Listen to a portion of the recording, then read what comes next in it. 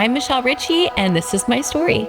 I am the kids minister here at Kara City Church, and I am married to Craig Richey, and we have 4 wonderful children. I went into motherhood with very high expectations of having the picture-perfect family, the little stair-step kids. I was very happy with my life and very content, and I didn't think autism could ever happen to my kids. We have a severe autism diagnosis that our daughter Scarlett has. She's 7 years old and non-speaking, and it definitely threw a curveball into motherhood. You know, Scarlett was born a healthy, wonderful little baby. She was very, very sweet, loving little one. Had all the normal milestones until about 12 months old, when she started losing eye contact, and she wasn't as present. I didn't really focus on it. It was one of those things where you just think it's never going to happen to me. I pray, I've been praying before she was born that she wouldn't have any disability, so it's not going to happen to me. We did have an incident when she had a really high fever, and something was off the next day. Our sweet little girl that loved to play dress up and had a handful of words, lost all her words and was not able to play anymore, and just had repetitive behaviors, a lot of aggressiveness and lots of anger.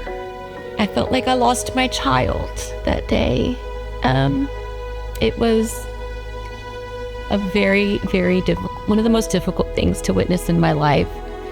It was like my daughter died, and no one could tell me why. And finally one day I was calling out to God, and I said, Lord, don't you feel sorry for me? Why are you healing her? And I had a vision, and I saw Scarlett in heaven laughing and singing and talking.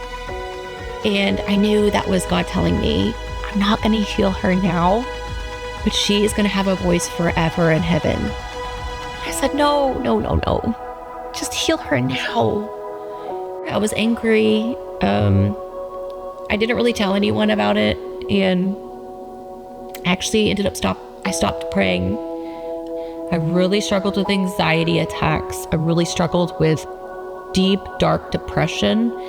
A lot of the anger I was experiencing turned inward, and I began having suicidal ideation. But I did end up going to a Bible study during that time by an author called Paul Miller. And in the study, he starts out with his daughter having a spiritual crisis, because she didn't see the point of praying anymore if God wasn't going to heal her nonverbal sister.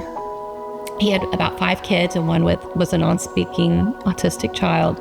And he comforted her by saying, we're just the characters. God is the author. He's writing our story. And we can't tell the author how to write the story or tell him how it's going to end. And that gave me such a paradigm shift of how I viewed Scarlett's diagnosis and her autism. It wasn't just this problem, and it wasn't punishment. It was just something in my story that just might be the way God wanted to write it. And I need to be okay and accept her autism, and I need to not see it as something that needs to be fixed, something to be almost celebrated, and just shower her with love and support instead of just trying to fix her constantly. And once I did that, I had changed and shifted my perspective as not only a mother, but a caregiver.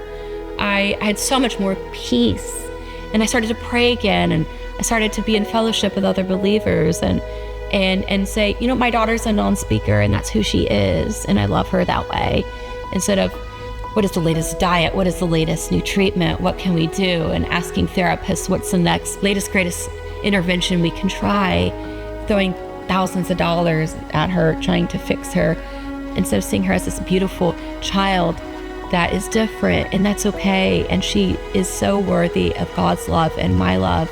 God is in the details, and he cares about you. He cares about child. He carries your burdens for you. you don't have to do it. He takes control, he takes over, and he gives you the ability to do it and do it well.